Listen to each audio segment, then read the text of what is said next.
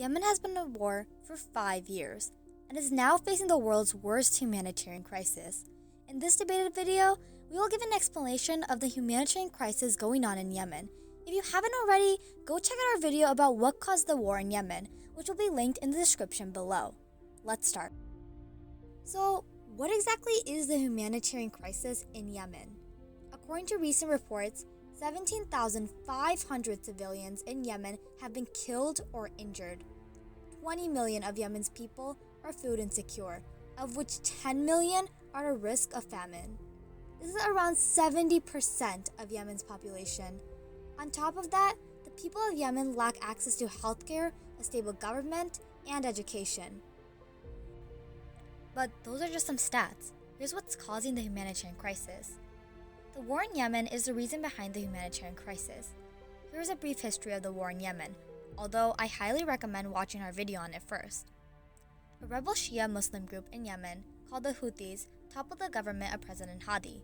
Saudi Arabia felt threatened by this because they thought that Iran, their enemy, was helping the Houthis, and Saudi Arabia didn't want Iranian influence that close to their borders. So Saudi Arabia, along with other Gulf states, formed a coalition backed by many Western countries and started a war campaign in Yemen. The war in Yemen is brutal and unlawful. The Saudi-led coalition has conducted around 20,100 airstrikes in Yemen using technology provided by countries such as the United States. These airstrikes have killed thousands of civilians and damaged their infrastructure and public buildings such as hospitals, schools, and factories. For example, in 2018, a Saudi airstrike hit a school bus that killed at least 26 children. Such conduct is clearly against the laws of war. The Houthis, too, have displayed similar behavior. They have used illegal landmines, recruited children, and fired guns at and killed innocent civilians. So the persistent chaos makes it difficult for the Yemeni people to import food, which is problematic as Yemen heavily relies on imports for its food, which has led to the famine.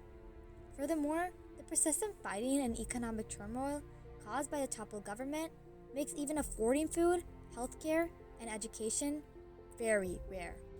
Now, the persistent fighting and war in Yemen in itself was enough to cause a humanitarian crisis, but it was exacerbated by the lack of humanitarian aid.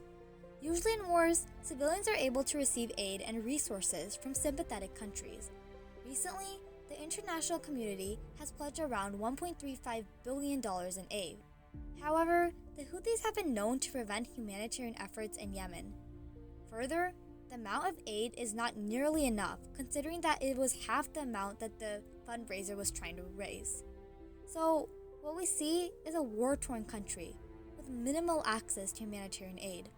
The people of Yemen are essentially left alone fending for themselves. The humanitarian crisis we have described has been going on for 5 years and is obviously a major issue. But 2020 has brought new challenges for the whole world, and Yemen is no exception. Any major outbreak of COVID-19 in Yemen will be devastating. Due to the war, 50% of Yemen's medical centers aren't functional. Medical supplies are extremely limited due to constant war, and there are only 2 testing centers in all of Yemen. This means that any potential outbreak in Yemen will go largely undetected, meaning humanitarian efforts will not step up proportionately. Those who would be infected would be very hard-pressed to find and even afford medical help. The severe lack of medical equipment and the humanitarian crisis will, or has, as we can't know due to the lack of testing, led to many Yemeni people being infected. With so many Yemenis in poor health due to malnourishment, the spread of COVID-19 there would be deadly. Yemen needs help. Both the Saudi-led coalition and the Houthis seem unwilling to let the other succeed, but at the same time, Yemen's humanitarian crisis is only going to get worse due to the coronavirus. The international community needs to stop letting Yemen be sidelined and take action.